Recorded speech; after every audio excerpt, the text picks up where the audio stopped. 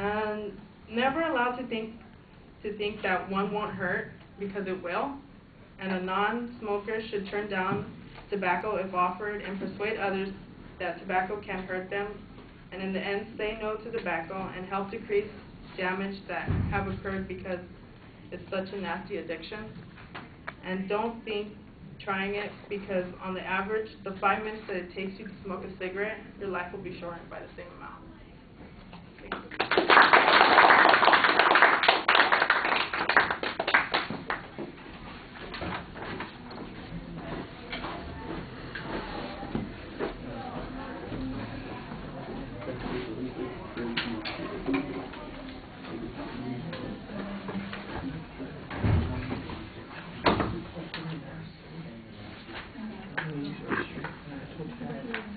All right, Laura, what did you think? It was a good speech.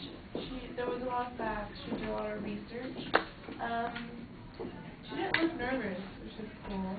And then I feel like she looked down on her. It looks like she read it from her card most of the time. But other than that, she had good eye contact. And she looked up. And yeah, that's good. Well, it's interesting how people see things differently. I didn't think that there was all that much eye contact. There's a lot of reading that's going on.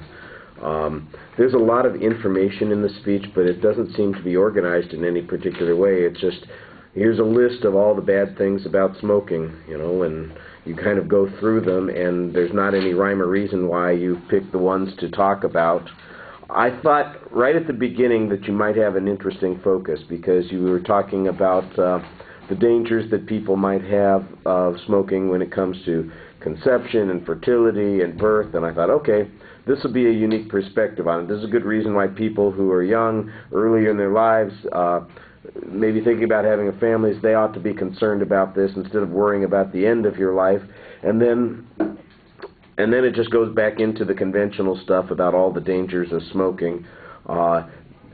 Probably 2/3 of the way through the speech, you come back to that issue, and I think that your speech would have been a lot more effective if you'd cut out 80% of all of the crappy things that happen to people who smoke and focus on that 20% that dealt with that issue about fertility, birth weight, the potential problems that children of smokers have, as a way of, kind of giving us a unique approach to this anti-smoking idea, and then structuring that material, because the material is not structured. It sounds like it's a list. I'm getting a long list of all of these issues that are going on. There's no attempt to put any emotional appeal into the speech at all. The closest you come is at the beginning, when you use the personal examples in your attention device, and then that's the last we hear of any effort. There's no story that draws us in. There's no emotional connection to what's going on. The pointing is all about people who smoke, and